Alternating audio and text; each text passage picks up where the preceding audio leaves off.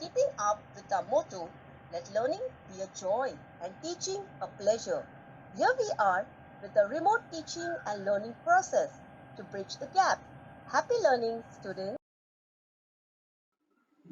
नमस्कार बच्चों, कैसे हो आप सभी? आशा है सभी खुश होंगे। कक्षा 5वीं, विषय हिंदी, लेखन विभाग, इसका मतलब राइटिंग स्किल, अपठित गद्यांश। अपठित गद्यांश यानी अनसीन पैसेज।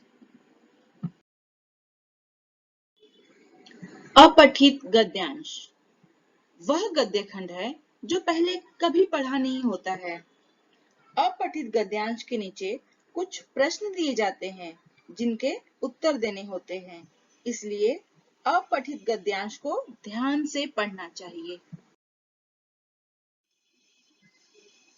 कुछ ध्यान देने योग्य बातें। सबसे पहले अपठित गद्यांश को ध्यानपूर्वक पढ़ना चाहिए।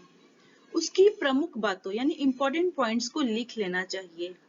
उनके भाव या अर्थ यानी मीनिंग को समझना चाहिए। गद्यांश में से ही उत्तर देने की कोशिश करनी चाहिए। अपनी ओर से कुछ बढ़ा चढ़ाकर उत्तर नहीं देना चाहिए।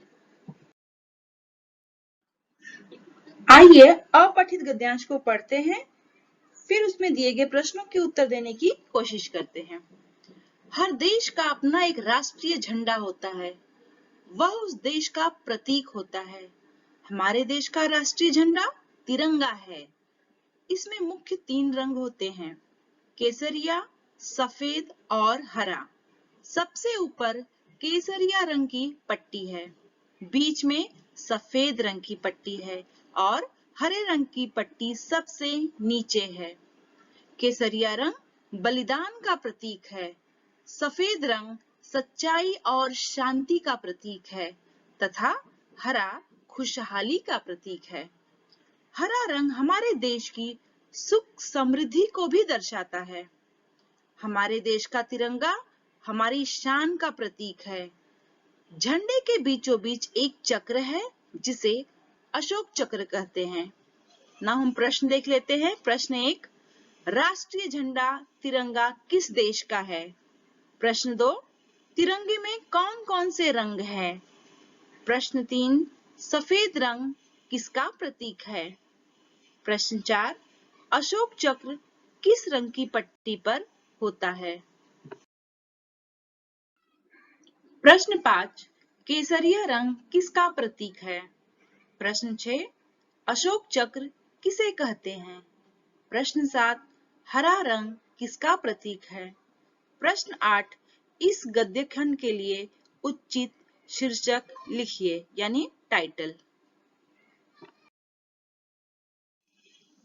आइए हमारे प्रश्नों के उत्तर देख लेते हैं।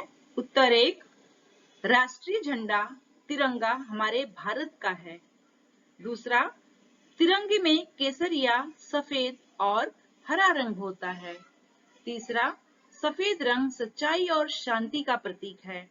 चौथा, अशोक चक्र सफेद रंग की पट्टी पर होता है। उत्तर 5, केसरिया रंग बलिदान का प्रतीक है। 6, झंडे के बीचों बीच एक चक्र होता है जिसे अशोक चक्र कहते हैं। 7वां, हरा रंग हमारे देश की सुख समृद्धि का प्रतीक है। 8वां, भारत का झंडा या तिरंगा इसका शीर्षक है यानी टाइटल।